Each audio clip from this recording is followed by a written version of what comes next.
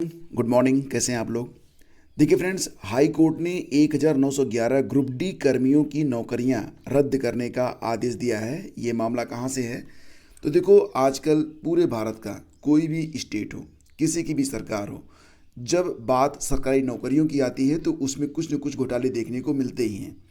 तो यहाँ पर बात अगर हम उत्तर प्रदेश की करें तो यहाँ पर बहुत सारी चीज़ें ऐसी हुई जो कि वाकई बहुत ही ऑब्जेक्शनल हैं, और उस पर जो है बहुत ही कड़ी और सख्त कार्रवाई करने की आवश्यकता है। लेकिन साथ ही साथ अगर देखें तो हमारे पड़ोसी राज्य पश्चिम बंगाल से खबर आ रही है कि कलकत्ता हाई कोर्ट के न्यायाधीश अभिजीत गंगोपाध्याय ने स्कूल सेवा आयोग एसएससी को निर्देश दिया था कि 1911 ग्रुप डी कर्मचारियों की जो नौकरियां हैं उसको रद्द करना ही होगा। न्यायाधीश ने कहा कि मेरा मानना है कि उन सभी लोगों की नियुक्ति अवैध रूप से भ्रष्टाचार के जरिए की गई है। एसएससी के वकील ने शुक्रवार को हाईकोर्ट में माना कि ग्रुप डी में 1911 लोगों की भर्ती गलत तरीके से की गई। इसके बाद जज गंगोपाध्याय ने जानना चाहा कि उस समय एसएससी का अध्यक्ष कौन था। नाम सजेस्ट हुआ सुबीरेश भट्टाचार्य। तो आयोग ने कोर्ट के हलफनामे में माना है कि अभ्यर्थियों की उत्तर पुस्तिकाओं में छेड़छाड़ कर नौकरी के लिए अनुशंसा पत्र दिए गए थे। फिलहाल ये जो न्यूज है ये यही बताती है कि यत्र तत्र सर्वत्र, आप कहीं भी रहते हों, आपको भ्रष्टाचार का सामना करना ही पड़ेगा। परिस्थितियां कभी भी आपके अनुकूल नहीं रहेंगी। संघर्ष ही इसका एकमात्र रास्ता है और आपको अपने आप को बचाना होगा, साथ ही साथ स्थापित भी करना होगा। आगे बढ़ते हैं। एक खबर और भी निकल के आ रही है कि लेखपाल भर्ती परीक्षा जो की हुई थी 31 जुलाई को, तो परीक्षा पटल के लिपिक के खिलाफ मांगा साक्ष्य। फिलहाल जो एसटीएफ के एसपी हैं उनको सीआरओ ने एक पत्र भेजा है और दस्तावेज मांगा है।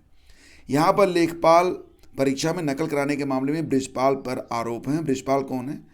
तो देखो, यहाँ पर लेखपाल भर्ती परीक्षा मामले में एडीएम सिटी कार्यालय में तैनात परीक्षा पटल के लिपिक लक्ष्मी शंकर यादव के खिलाफ फिलहाल प्रशासनिक अधिकारियों को सबूत नहीं मिल रहे हैं, और इस बाबत जांच अधिकारी सीआरओ कुंवर पंकज ने एसपी एसटीएफ को पत्र भेजकर लिपिक के खिलाफ साक्ष्य मांगा है। तो अलबत्ता परीक्षा पटल पर निजी तौर पर लगाए गए ब्रिजलाल पर गंभीर आरोप हैं। उसके खिलाफ कई साक्ष्य मिले हैं जो अब फरार हैं। मतलब ये है कि यहाँ पर आप देख सकते हैं कि सारी चीज़ें सामने हैं, उसके बावजूद साक्ष्य नहीं मिल रहे हैं। तो कहीं ना कहीं तो समझना पड़ेगा कि जो भ्रष्टाचार की जड़ें हैं वो बहुत ही गहराई में जाकर अपने पांव पसार चुकी हैं। फिलहाल डीएम ने एडीएम सिटी मदन कुमार से जांच कराई, तो उन्होंने लिपिक को क्लीन चिट दे दी थी। इसके बाद डीएम ने सीआरओ को जांच सौंपी। सीआरओ ने जांच लगभग पूरी कर ली है, मगर उन्हें लिपिक के खिलाफ अब तक कोई साक्ष्य नहीं मिला है।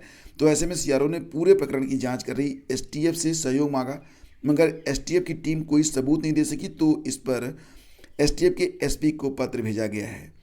फिलहाल दोस्तों, ये सारी जो प्रक्रिया है वो यही बताती है कि अभी लेखपाल भर्ती परीक्षा का जो परिणाम है उसके जारी होने में काफ़ी विलम्ब है। आगे बढ़ते हैं।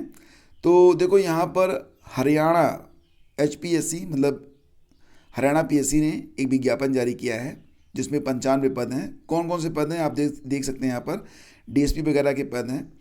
तो 18 साल से लेकर 42 साल तक की जिनकी उम्र है वो यहाँ पर आवेदन कर सकते हैं अगर आप स्नातक हैं। चयन प्रक्रिया बिल्कुल वैसे ही होती है, प्री, फिर मेंस, फिर पर्सनालिटी टेस्ट, और प्रारंभिक परीक्षा जो होगी वो 200 अंकों की होगी, मुख्य परीक्षा 600 अंक, और वाइवा जो होता है वो 75 अंक का होता है।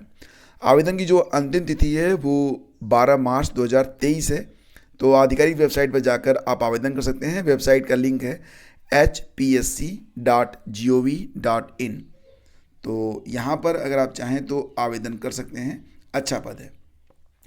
इसके बाद आगे बढ़ें तो कुछ और भी खबरें हैं जो कि आपके लिए काफ़ी अहम हो सकती हैं। लाइक एज प्रयागराज में यूपी बोर्ड परीक्षा के प्रश्नपत्र पर परीक्षा केंद्र का नाम गलत छाप दिया गया। जिले के करीब आधा दर्जन स्कूलों में भेजे गए प्रश्नपत्रों पर परीक्षा केंद्र का नाम गलत छपा होने से जो खलबली मची है, अब उसको ठीक करने का प्रयास किया जा रहा है। मतलब ये कि जो गलत नाम छप गए हैं उनको बदला जा रहा है। तो करीब आधा दर्जन मतलब 6-7 स्कूलों में ऐसा हुआ था। फिर डीआईओएस पीएन सिंह ने प्रश्नपत्र पर परीक्षा केंद्र का नाम गलत होने का कारण बदले जाने की पुष्टि की है। और देखो फ्रेंड्स, जो लोग यहाँ पर फॉरेस्ट गार्ड यानी कि वन रक्षक और वन्यजीव रक्षक परीक्षा में आवेदन किए थे, विज्ञापन संख्या है 5 परीक्षा 2019, तो यहाँ पर आपके लिए एक खबर है कि इस परीक्षा में कुल मिला के जो 655 पद थे उसमें ईडब्ल्यूएस आरक्षण तब लागू नहीं था, इसको अब लागू किया गया है। तो ये जो वैकेंसी है ये 2019 की वैकेंसी है, मतलब इसमें पेट का कोई रोल नहीं था। पेट तो 2021 से स्टार्ट हुआ है और ये वन दरोगा वाली भर्ती नहीं है, ठीक है, ये अलग भर्ती है। तो यहाँ पर आप देख सकते हैं कि वन रक्षक और वन जीव रक्षक के लिए जो पद थे, कुल पद 655 थे। तो यहाँ पर ईडब्ल्यूएस के लिए कोई भी आरक्षण नहीं था। तो फिलहाल अब ईडब्ल्यूएस के लिए जो पद आरक्षित किए गए हैं वो आपके सामने हैं। वन रक्षक में कुल 655 पद हैं कुल जोड़ के। तो वन रक्षक में कुल 59 पद ईडब्ल्यूएस को दिए गए हैं, कितने, 59। और वन्यजीव रक्षक में जो कुल पद दिए गए हैं वो 5 पद हैं। तो इस प्रकार से कुल 655 पदों में 59 मतलब कुल मिला के 64 पदों को ईडब्ल्यूएस के लिए सुरक्षित किया गया है, ठीक है। इसके बाद आगे बढ़ते हैं, कुछ और भी खबरें हैं हमारे पास। तो पीटी 2021 के आधार पर 19 दिसंबर से लेकर 8 जनवरी तक जूनियर असिस्टेंट के कुल 62 पदों पर जो आवेदन लिया गया था, अभी इसकी एग्ज़ाम डेट आई नहीं है, लेकिन उसका जो सिलेबस है जारी किया गया है। सिलेबस आप देख सकते हैं, यहाँ पर सिलेबस बता दिया गया है कि परीक्षा एक पाली की होगी। कुल प्रश्न कितने होंगे, तो 100 होंगे। समयावधि रहेगी 120 मिनट, दैट इज 2 आवर। और सभी प्रश्न जो होंगे वो वस्तुनिष्ठ या एमसीक्यूज के आधार पर होंगे। प्रत्येक प्रश्न 1 अंक का होगा। नेगेटिव मार्किंग रहेगी 0.25%, मतलब 1/4। तो यहाँ पर आप देख सकते हैं कि जो परीक्षा योजना है उसमें क्या क्या पूछा जाएगा। तो आपका जो पेपर होगा 2 घंटे का होगा और इसमें हिंदी के साथ साथ सामान्य बुद्धि परीक्षण, सामान्य जानकारी, साथ ही साथ अवस्थापना और औद्योगिक विकास संबंधित विषयगत ज्ञान, कुल मिला के 100 प्रश्न आपसे पूछे जाएंगे और इसके लिए 100 अंक निर्धारित हैं। नेगेटिव मार्किंग रहेगी 1/4। तो ये सिलेबस यहाँ पर जारी कर दिया गया है। बाकी जो डिटेल सिलेबस है आपके सामने, ये भी आपको दिख रहा होगा। और ये जो पूरा का पूरा पाठ्यक्रम है ये आपको मिल जाएगा कहाँ पर, टेलीग्राम चैनल पर। वहाँ से जाकर आप इसे डाउनलोड कर सकते हैं। बाकी की जो खबरें हैं इसकी क्लिप भी आपको हमारे टेलीग्राम चैनल से मिल जाएगी। टेलीग्राम चैनल स्टडी विद ज्ञान प्रकाश ज्वाइन नहीं किया है तो अभी जाके ज्वाइन कर लीजिए। आगे बढ़ते हैं, बात करते हैं बीएड 2023 से लेकर 2025 2 साल का जो बीएड है, तो उसमें एडमिशन शुरू हो चुके हैं। आज से ऑनलाइन आवेदन आप कर पाएंगे प्रवेश परीक्षा के लिए। बाकी चीज़ें मैं आपको क्लियर कर देता हूँ। ये कुछ इंपॉर्टेंट डेट्स हैं। सबसे पहले तो इसको समझिए कि 1 फरवरी को इसका जो विज्ञापन था आया था और ऑनलाइन आवेदन 10 फरवरी से स्टार्ट हो रहे हैं, जो कि चलेंगे 3 मार्च तक। और अगर आप विलंब करते हैं तो विलंब शुल्क सहित आवेदन आप कर पाएंगे 10 मार्च तक। और परीक्षा की जो संभावित तिथि है वो 24 अप्रैल है। आवेदन शुल्क कुल यहाँ पर 1400 रुपये है। आप देख सकते हैं कि अगर आप जनरल या ओबीसी है तो 1400 रुपये, SC ST के लिए 700 रुपये होगा। और अगर आप विलंब करते हैं तब आपको जो फीस देनी होगी वो कितनी देनी होगी, 2000 रुपये, ठीक है। और SC ST को तब कितनी देनी होगी, 1000 रुपये। मतलब 3 मार्च के बाद अगर आप आवेदन करते हैं तो आपकी जो फीस है वो काफ़ी बढ़ जाएगी।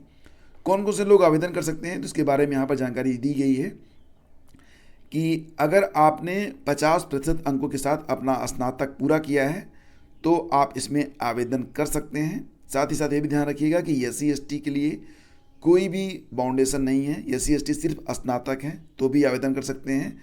जो दृष्टिबाधित अभ्यर्थी हैं उनको 5% की छूट मिली है, मतलब अगर उनका स्नातक में 45% है तब भी वो आवेदन कर सकते हैं। और जो अपीयरिंग हैं, ठीक है, तो अपीयरिंग वाले भी यहाँ पर आवेदन कर सकते हैं, लेकिन एक कंडीशन है कि ऐसे अभ्यर्थियों को काउंसलिंग जब होगी तब उस समय न्यूनतम अर्हता धारित करना अनिवार्य होगा। मतलब उनका रिजल्ट जो है काउंसलिंग के समय आ जाना चाहिए। और आवेदन करते समय कुछ ज़रूरी डॉक्यूमेंट्स आपके पास होने चाहिए। क्या क्या होने चाहिए, सबसे पहले तो आपकी ईमेल आईडी और मोबाइल नंबर जो कि जेन्युइन हो, क्योंकि यहीं से आपको पासवर्ड मिलेगा, बाकी जानकारियाँ आपको मिलती रहेंगी, ठीक है। और इसके बाद जो बाकी के डॉक्यूमेंट्स हैं वो भी आप रेडी रखिएगा, जो कि आपको ब्रोशर में मिल जाएंगे। जो लोग आरक्षण चाहते हैं तो उनको ये बात का ध्यान रखना पड़ेगा कि यहाँ पर बताया गया है कि अगर आप ओबीसी के अंतर्गत आते हैं तो आपका जो ओबीसी सर्टिफिकेट हो वो 1 अप्रैल 2020 या उसके बाद का बना हुआ हो। लेकिन जो ओबीसी के कैंडिडेट हैं उनको 1 जुलाई 2022 या उसके बाद का आय प्रमाण पत्र भी देना होगा। ठीक है, बाकी की जानकारी यहाँ पर आप पढ़ सकते हैं। जो मुख्य बातें थी मैंने बता दी हैं। ऑनलाइन आवेदन की प्रक्रिया आज से स्टार्ट हो रही है। अगर आप कहेंगे तो मैं इस पर स्टेप बाय स्टेप कैसे आवेदन करेंगे इस पर एक वीडियो बना के मैं आपको दे सकता हूँ, लेकिन अगर आपका इंटरेस्ट रहा तो। और जो आरक्षण मिलेगा वो सिर्फ यूपी के ही जो एस्पिरेंट हैं उन्हीं को मिलेगा। जो अदर स्टेट के एस्पिरेंट हैं उनको कोई आरक्षण नहीं मिलेगा, उनको जनरल कैटेगरी में ट्रीट किया जाएगा। बाकी की जानकारी आपको मिल जाएगी यहाँ पर आपके ब्रोशर से। और लिंक कौन सा है जहाँ से आवेदन करना है तो आपके सामने है। ये है आपका BUJHANSI बुंदेलखंड यूनिवर्सिटी झांसी.ac.in। तो यहाँ पर जाकर आप आवेदन कर सकते हैं। तो दोस्तों ये थी आज की न्यूज अपडेट और शीघ्र ही मिलते हैं हम आपसे एक नए वीडियो में। आज्ञा दीजिए, नमस्कार, जय हिंद।